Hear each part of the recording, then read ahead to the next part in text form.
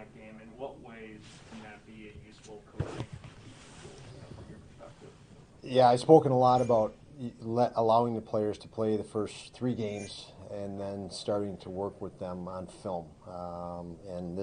There's a lot of film here that things can be simplified. We used a lot of film from last night's game to do some things differently tonight that I thought we were better in. And then obviously there's a lot in this game that specifically defensive zone exits where we really, really struggled. We were actually pretty good defending because we spent so much time there after turning over pucks. We didn't give up nearly what you would have thought from quality chance based on the number of mishaps with exits. So. Yeah, with exits in particular, it seems like this is natural for preseason, but your defensemen, some of them in particular struggle with pressure. I mean, when they were pressuring the puck, they really just didn't know where to go with it. It led to extended zone time. Is that just one of the kinks that you work out in preseason? Is that the way that you see it? It's definitely a kink. You hope you work out in preseason. We had that challenge and we were able to clean it up for the most part last season. There's situations when you saw an awareness and they just didn't execute. Like they knew where they should go with it.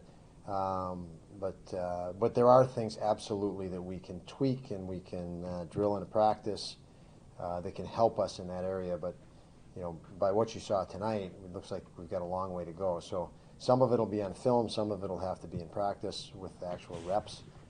But I do think we can make great strides. You're never going to be perfect in that because of the quality of teams in the league.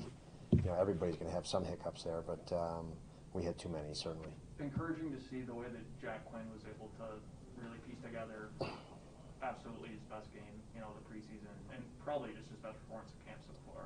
Yeah, I would say he's progressed, and this was his best performance, and even the shootout goal again.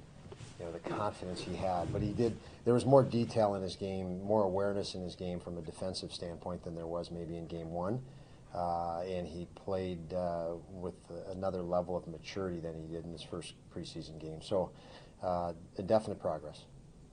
I'm good, Don. We'll take a couple quick Zoom questions, starting with Paul. Don, in the third, you talked about the turnovers. Were they starting to get uptight because of the turnovers? And I'll go to the O'Connor goal, which is their second one. You had 4 really bad turnovers, one after another, and it finally wound up in your net. Did you notice guys were starting to get uptight about it? I don't think they got as uptight to the point where that was the issue. I think maybe frustration that they weren't able to execute and they felt they could, which is a positive sign in that it didn't break their confidence or our confidence.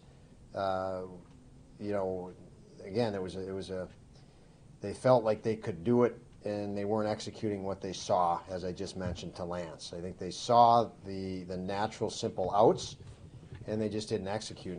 And some of that is getting used to the speed and the pace and size and strength and everything else. So I do think it's an area that our players are very well aware of. It's an area that's a high volume occurrence tonight. So I think everybody watching the game knows that what you've mentioned, what Lance mentioned, and what I spoke on is a high volume occurrence. We can progress in that very, very rapidly, I believe.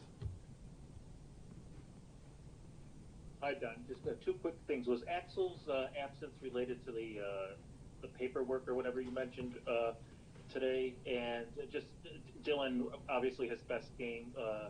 Just what was the difference in him tonight to find that extra level? Yeah, it was paperwork, so we couldn't get the paperwork in time for the game for Axel. That was why he wasn't able to play. And then Dylan, I felt, didn't play with much calm. He played with a lot of anxiety and forced a lot of plays early in the preseason. He and I have talked a lot through the preseason. And he's worked out those kinks. He's not trying to make a perfect play every play. He's reading plays better as a consequence and obviously playing with more confidence and poise. And when he does that, his skill comes to the forefront. As I mentioned several times with him, his competitiveness, he wants everything right now. He's ultra competitive, and that complicated the issue for him. He became very frustrated. So he's dealt with that better, and his overall game was was much better, I felt also. Let's flip the coin and go to a huge positive. You scored 4 goals tonight with pucks and men to the net. I mean, you had a lot of action around the net. You had guys going to the net. They couldn't handle Murray at all on his goal. But that has to be gratifying to get 4 goals like that, all basically because you had guys at the net. Yeah. Thanks for mentioning that, Paul.